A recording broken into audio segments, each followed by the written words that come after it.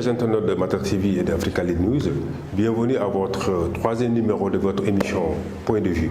Alors, Point de vue, aujourd'hui, nous avons le plaisir d'aborder avec vous deux points essentiels de l'actualité. D'abord, on parlera d'une vidéo qui fait un peu le buzz sur les réseaux sociaux.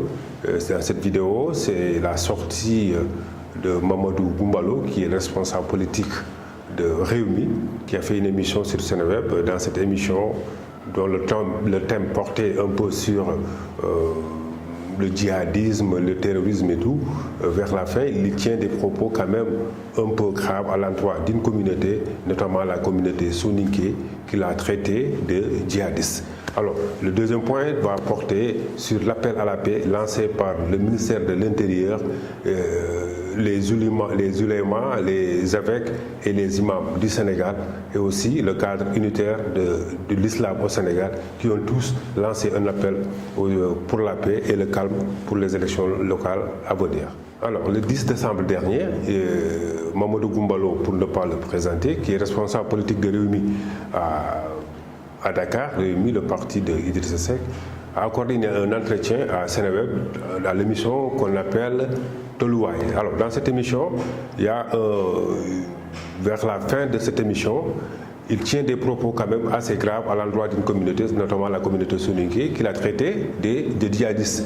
Okay, des propos à la limite très graves que tout bon Sénégalais, tout bon citoyen doit vraiment condamner. Des propos qu'il faut condamner avec la dernière énergie. Alors, ces propos sont tenus à une émission qui est passée en direct sur Seneweb.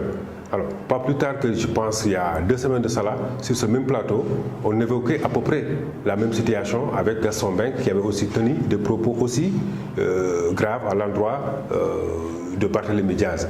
Donc, de la même manière, aujourd'hui, un autre responsable politique, en l'occurrence Mamadou Goumbalo, a tenu ses propos vraiment à l'endroit d'une communauté, la communauté soninké, pour ne pas vraiment la lever. C'est quand même très grave, il faut le reconnaître et puis il faut le dire. Alors, ici, comme on l'avait dit la dernière fois, aussi bien la responsabilité de l'interview est engagée, mais aussi de la responsabilité aussi du canal par lequel ces informations sont passées, aussi engagées. On ne peut pas comprendre aussi pour une émission en direct quand même qui se passe sur des sites internet, qu'on puisse vraiment confier ces émissions quand même, je dirais, à des journalistes qui n'ont quand même pas un certain niveau, une certaine maîtrise, ou je dirais même une certaine expérience. Quand même des émissions aussi sensibles pour le direct quand même sur internet, et pas sur n'importe quel site, Seneweb qui on le sait bien, c'est le site le plus suivi au Sénégal et dans la diaspora. Vraiment, ces genres d'émissions, quand même, je pense, il faudrait les confier à des gens qui ont beaucoup plus d'expérience, qui, à chaque fois, peut-être s'ils sont devant des invités de la carrière ou de la dimension de Goumbalo ou de quelqu'un d'autre, qui disent vraiment certaines grossièretés, que ce journaliste puisse avoir vraiment le réflexe vraiment de recadrer ou même d'arrêter l'émission vraiment sur ce coup. Mais malheureusement, ça n'a pas été le cas.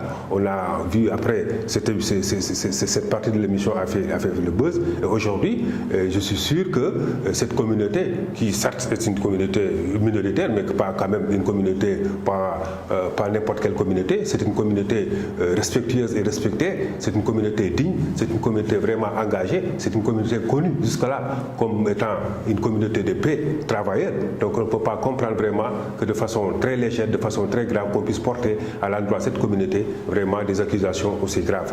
Et je pense, connaissant cette communauté, connaissant leur engagement, connaissant vraiment leur détermination, elle ne tarderait pas cette communauté à vraiment apporter la réplique qui sied par rapport à ces accusations aussi graves et grossières que M. Goumbalo a eu à tenir vraiment à l'endroit de ces gens. Alors, cette question interpelle les journalistes et encore une fois la presse de façon générale, surtout les responsables des entités, les responsables aussi d'associations et d'organismes qui gèrent la presse.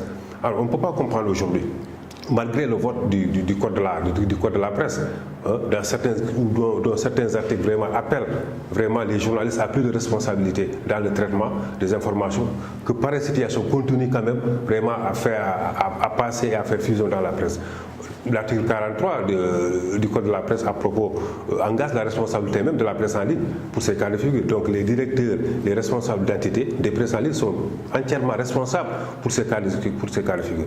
Donc aujourd'hui, je pense honnêtement aussi bien la Commission nationale de délivrance de la carte nationale de presse, aussi bien le CORED, aussi bien je dirais même le CEDEPS, vraiment qui constituent aujourd'hui vraiment les organisations phares de la corporation des journalistes, doivent être beaucoup plus regardant sur ces cas. Bon, dans certains secteurs, par exemple, je dirais bancaires ou même dans certains pays, par exemple, il y a ce qu'on appelle des personnalités peu sûres. Cela veut dire aujourd'hui, dans certains pays, il y a certains pays qui sont blacklistés. Par exemple, aux États-Unis, on peut dire que ce pays-là est sur la liste noire. Aussi bien, je pense, dans ces secteurs, ou même dans le secteur bancaire, en termes de blanchiment de capitaux, il y a ce qu'on appelle, il y a des profils de personnes quand ils viennent vraiment pour faire des dépôts. Je pense qu'il y a des renseignements sur ces personnes. On sait que ces gens ne sont pas sûrs. On peut les classifier. Je pense bien, ces mêmes méthodes, on peut quand même essayer de les expérimenter dans la presse. Ça veut dire aujourd'hui, au Sénégal, il y a certaines personnes qui nous ont habitués vraiment à dire des grossièretés. Okay, aussi bien en direct ou même en différé, on les connaît. Donc la presse essaie désormais de voir toute personne qui a ce profil, que désormais on les appelle peut-être les PPPE, c'est-à-dire des personnalités publiques peu fiables. Aujourd'hui, si ces gens, on ne peut pas leur interdire quand même de ne pas parler, on ne peut pas leur couper au nom du principe de la liberté d'expression, on ne peut pas leur interdire des émissions, on ne peut pas leur interdire d'être sur des plateaux. Mais quand même, on peut quand même dire que désormais, il y a certains profils, quand ils viennent, au lieu de les faire passer à des émissions directes dont on n'est pas sûr que ce qu'ils vont dire, ok, peuvent peut-être plonger le pays dans une situation très compliquée, on peut quand même dire désormais il y a tel profil de personnalité publique qui nous ont habitués quand même à des sorties vraiment malacantes quand ils viennent aujourd'hui, au lieu de les prendre en direct, mais quand même on essaie de les classer sur des émissions en différé. Ça nous permettra, après avoir enregistré ces émissions, de voir ce qu'ils ont dit. Si c'est des choses vraiment qui peuvent passer, on les fait passer. Si c'est des choses vraiment qui peuvent vraiment semer la zizanie ou bien vraiment créer le désordre dans le pays, maintenant on les enlève. Ou à la limite, et même, je ne sais pas là, on peut même aller plus loin, peut-être la Commission nationale de délivrance de la carte nationale de presse. Alors, que certaines émissions vraiment phares qui se passent dans les radios, sur les sites internet et même à la télévision, qu'on ne puisse pas quand même aujourd'hui les confier à des jeunes qui n'ont pas peut-être pas moins de 5 ans ou même 6 ans d'expérience. Quand même, quand on prend la responsabilité de se mettre devant des milliers d'internautes pour des émissions avec surtout des personnalités vraiment qui sont beaucoup plus expérimentées que vous, quand même, je pense que ça, il va être la responsabilité même de ces responsables d'entités de confier certaines émissions phares à des journalistes expérimentés qui peuvent vraiment, le cas échéant, vraiment changer la donne. Mamadou Goumbalo, comme on le connaît, bon, il est quand même un habitué des faits. À chaque fois qu'il ouvre la bouche, la plupart du temps, je ne sais pas, surtout ces derniers temps, c'est pour dire des grossièretés.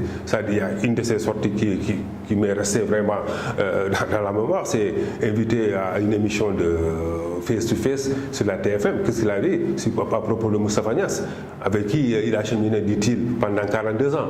Alors, il dit que Moustapha Niasse, c'est quelqu'un qui n'est pas bien, c'est quelqu'un qui est avare, qui est pingre, qui n'aide absolument personne. Et je pense quand même, ces genre de personnes quand même, pour la morale et pour même l'éthique, il y a certaines considérations. Si on parvient, si on fait un certain nombre d'années avec une personne, vraiment la morale voudrait, même s'il y a certaines choses, qu'on ne la mette pas vraiment à la place publique.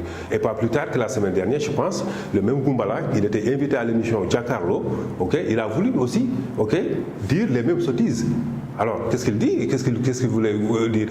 Que Nedoko Bandoum, pour dire que Macky Sall, le président Macky Sall, comme on le dit, il est tout couleur, toutes les nominations sont faites sur la base ethnique. Mais rapidement, puisque Giancarlo n'est pas n'importe quel plateau, puisque Giancarlo, vraiment, il y a des journalistes aussi expérimentés, aussi denses, on a pu rapidement vraiment le mettre vraiment sur les rails. En l'occurrence, Charles Faye, que je salue de passage, a dit rapidement à M. Goumbala que non, M.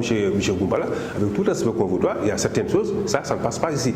Donc, je pense bien que, aussi bien que c'est des plateaux comme Diakallo, où on trouve vraiment des journalistes expérimentés vraiment et qui connaissent bien la chose, aussi bien dans les sites internet qui commencent vraiment à faire fusion dans ce pays, qu'on ne prenne pas n'importe qui et à qui on confie vraiment des émissions aussi graves, aussi intéressantes et aussi vraiment percutantes à des jeunes qui n'ont pas assez d'expérience. Ce n'est pas parce que simplement, ou bien à des jeunes filles qui sont vraiment je dirais bien, physiquement très belles, mais que ça soit c'est simplement peut-être des filles qui sont très belles, soit belles et tais-toi.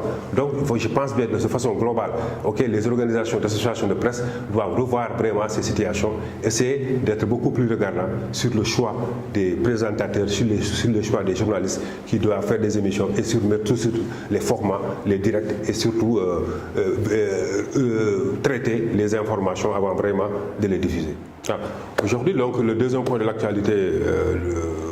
porte sur les élections locales, notamment l'appel lancé par le ministre de l'Intérieur, Antoine Félix Diome, l'association des ulémas, évêques et imams du Sénégal, ainsi que le cadre unitaire, le cadre islamique du Sénégal, le cadre unitaire de l'islam au Sénégal. L'appel est là, c'est un appel à la paix. On est à une semaine du démarrage de la campagne électorale et tout le monde a constaté que pendant cette période de pré-campagne, vraiment la tension est vive. Aujourd'hui,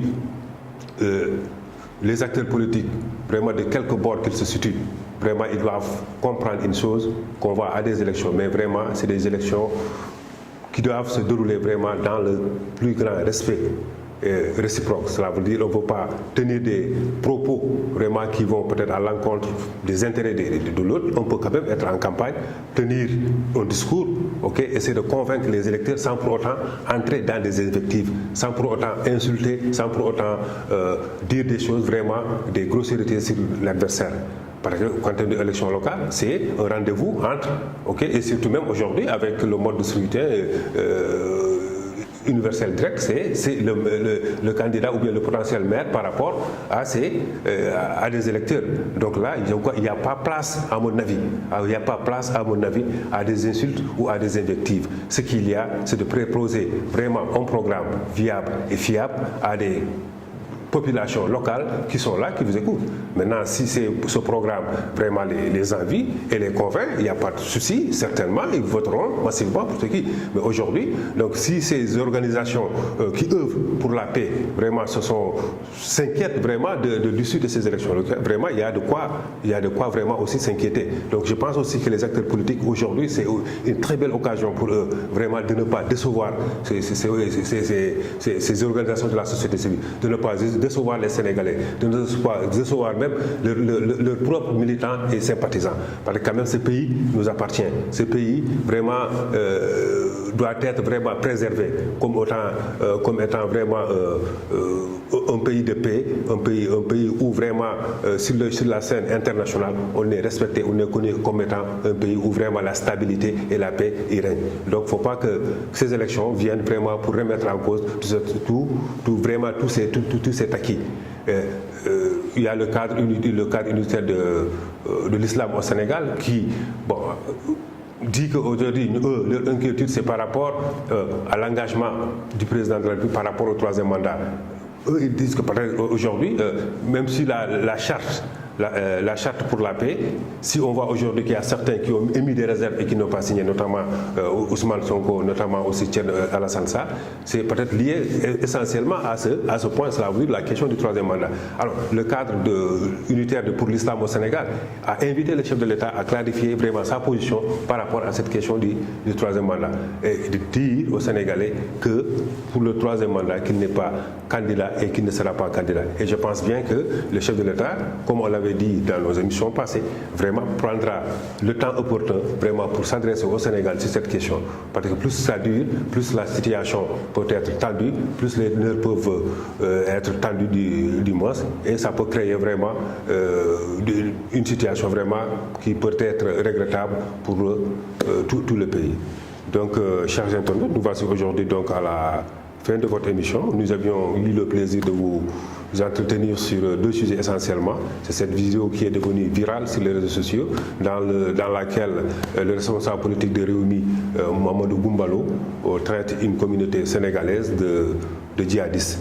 Et le deuxième point a porté sur l'appel à la paix lancé par le ministre de l'Intérieur, les associations religieuses du Sénégal pour que les élections locales qui se tiendront bientôt se passent vraiment dans le calme et dans la paix la plus totale pour l'intérêt du Sénégal et pour l'intérêt de toute l'Afrique. Merci et rendez-vous la semaine prochaine.